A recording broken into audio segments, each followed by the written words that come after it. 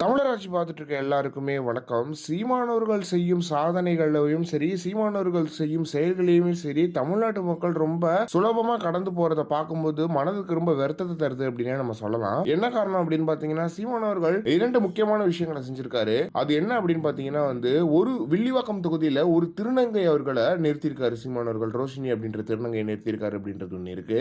இன்னொரு முக்கியமான விஷயம், இதுவரைக்கும் இந்தியா மட்டும் இல்லாம தமிழ்நாட்டிலேயே இந்த விஷயத்தை யாருமே செஞ்சது கிடையாது. ஏன்னா சமூக நீதி பேசக்கூடிய தமிழ்நாட்டில் திமுக அதிமுக எந்த கட்சியுமே செய்யாத ஒரு மிக முக்கியமான விஷயத்தை, அதாவது பழங்குடியினர் ஷெட்யூல் டிரைப்ஸ்ல இருந்து ஒரு பெண் முருகேஸ்வரி அப்படின்ற ஒரு அக்கா நாம் தமிழர் கட்சி சார்பா பழனி சட்டமன்ற தொகுதியில் சீமானவர்கள் போட்டி போட வைக்கிறாரு அப்படின்றதுதான் மிகப்பெரிய ஒரு சாதனையா இருக்கு அப்படின்னே சொல்லலாம். சீமானவர்கள் சமீபத்தில் ஒரு பேச்சு பேசியிருந்தார். என்ன அப்படின்னு பாத்தீங்கன்னா ஒரு இடத்துல அந்த சமூகம் அதிகமா இருக்கு அப்படின்னா அந்த சமூகத்துக்கு அங்க யார் கம்மியா இருக்காங்களோ அவங்கள நான் நிப்பாட்டுவேன், அதுதான் என்னோட சமூக நீதி, அந்த இடத்துல அப்படி நிப்பாட்டி தான் நான் வெற்றி கொள்வேன் அப்படின்றத சீமானவர்கள் சொல்லியிருந்தாரு. அதே மாதிரி முதல் முறையா தமிழ்நாட்டிலேயே ஒரு ஷெட்யூல் ட்ரைப் இருக்கிற பெண்ணை சீமானவர்கள் நிறுத்தி இங்க சமூக நீதியை நிலைநாட்டுறது சீமானவர்கள் தான், தமிழ் தேசியத்தையும் நிலைநாட்டுறது சீமானவர்கள் தான் அப்படின்னு சொல்லிட்டு சீமானவர்கள் ப்ரூவ் பண்ணியிருக்காரு. இதை ஒரு செய்தி ஊடகம் கூட பெருசா பேசலையே அப்படின்றது ரொம்ப வருத்தமா இருக்கு.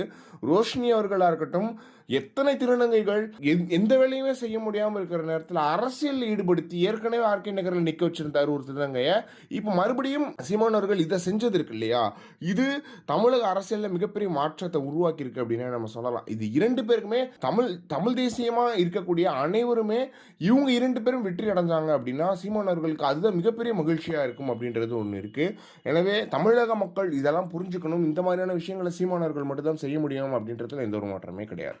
இதை பத்தி நீங்க என்ன நினைக்கிறீங்க அப்படின்றத மறக்காம கமெண்ட் பாக்ஸ்ல சொல்லுங்க.